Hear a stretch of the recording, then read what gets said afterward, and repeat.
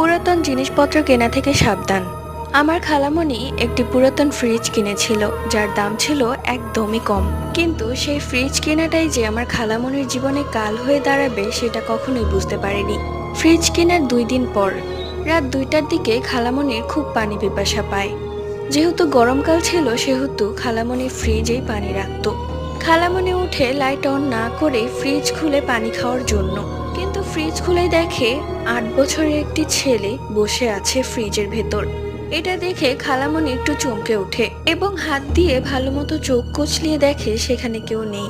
এরপর খালামণি পানি খেয়ে ঘুমাতে চলে যায়। এর 2 দিন পর খালামণির রাতে আবারও পানি পিপাসা পায়।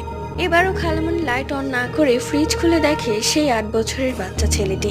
এটা দেখে খালামণি এক চিৎকার দেয়। পরবর্তীতে জানা যায় এই পিচ্চিটি খেলতে খেলতে ফ্রিজের ভেতর ঢুকে যায় এবং সেখানেই মারা যায়। তার মা প্রায়